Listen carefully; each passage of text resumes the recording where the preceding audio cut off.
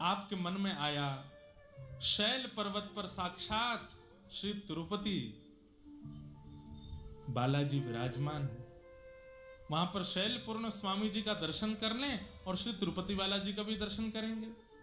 तब आचार्य चरण अपने शिष्यों के साथ तिरुपति गए। हमारे संप्रदाय के 4 प्रमुख स्थान हैं दक्षिण में।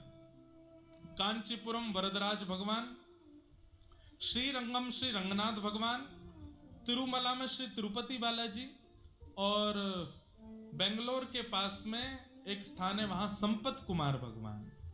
और ये चारों ही ठाकुर जी रामानुजाचार्य जी के संबंध मानते हैं। वरदराज भगवान जिन कांचीपुरम में जहां रामानुजाचार्य जी रहे, वरदराज भगवान रामानुजाचार्य जी को अपना पुत्र मानते, मतलब रामानुजाचार्य जी के पिता हैं वरदराज भगवान। रंगनाथ भगवान इनके प्रति गुरु भाव है। और श्री तिरुपति बालाजी कई लोग सुनकर के आश्चर्यचकित हो जाएंगे, ये रामानुजाचार्य जी को गुरु मानते हैं। रामानुजाचार्य जी मतलब तिरुपति बालाजी एक प्रकार से मंत्र दीक्षा लिए हैं। कैसे? रामानुजाचार्य जी गए तो जैसे दर्शन करने के लिए पहुंचे, तिरुपति बालाजी खड़े हैं सामने, ये मुद्रा है उनके, ऐसे खड़े रहते हैं। आचार्य चरण दर्शन कर रहे थे। दर्शन करते करते इतने में तिरुपति बालाजी ने नेत्र खोले, इधर आइए, बुला लिया। रामानुजाचार्य जी बोले कहिए। बोले एक बात बताइए आप। बोले क्या? मैं परमात्मा होकर के अवतार लेकर के भी इतने लोगों का उद्धार नहीं कर पाता, आप आचार्य बन के इतनों का उद्धार कैसे कर देते? ऐसी कौन सी बूटी है आपके पास में? और मैं परमात्मा बनकर के उद्धार करता हूं, लेकिन आप आचार्य बनकर के शरीर से तिरोभाव भी हो जाता, उसके बाद भी उद्धार होता ही रहता है जीवन भर। क्या करते हैं आप लोग ऐसा? रामानुजाचार्य जी बोले ये मंत्र सिद्धांत है, ये हमारा अंतरंग सिद्धांत है। बोले हमें बताओ क्या सिद्धांत है? बोले ऐसे थोड़ी बताएंगे, मंदिर में बैठ के सुनता है कोई, बाहर आओ। सत्संग सुनने की जो विधि है उस हिसाब से आइए। ठाकुर जी मंदिर से निकल के बाहर आ गए। मंदिर से बाहर तो आ गए, लेकिन अर्चक भी सब संग आए। कोई चमड़ डोरा रहा है, कोई पंखा जल रहा है, कोई ठाकुर जी को आरसी दिखा रहा है, कोई बीड़ा लेकर के खड़ा है, कोई 56 भोग लेके खड़ा है ठाकुर जी। रामानुजाचार्य जी ऐसे सत्संग सुनते हैं? चमड़ डुरा रहे हैं, यहाँ पे तुम्हारे पंखा चल रहा है, नीचे 56 भोग धर, ऐसे सत्संग होता है?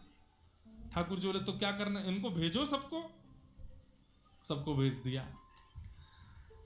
अब तो बता दीजिए आपके पास ऐसा क्या है जो हमारे पास नहीं?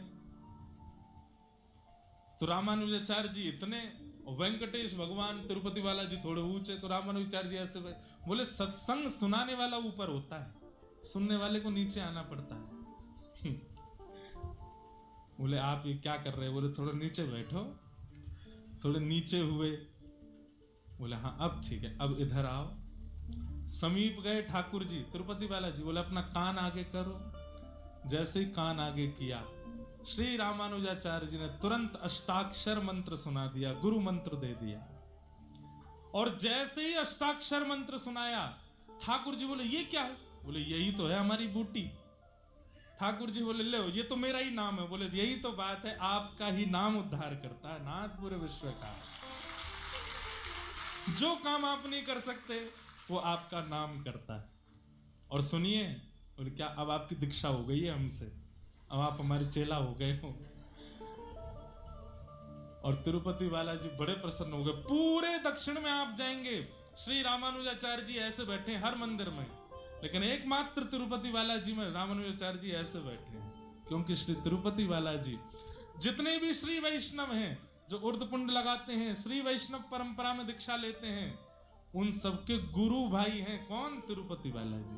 तिरुपति बालाजी उनके गुरु भाई हैं। गोविंदा गोविंदा वेंकटरमणा गोविंदा। एक बार जरूर जाइयो भैया, बहुत आनंद आता है वहां पे। तिरुपति में दर्शन करके आनंद आ जाता है। तो इस प्रकार ठाकुर जी ने वहां आनंद किया।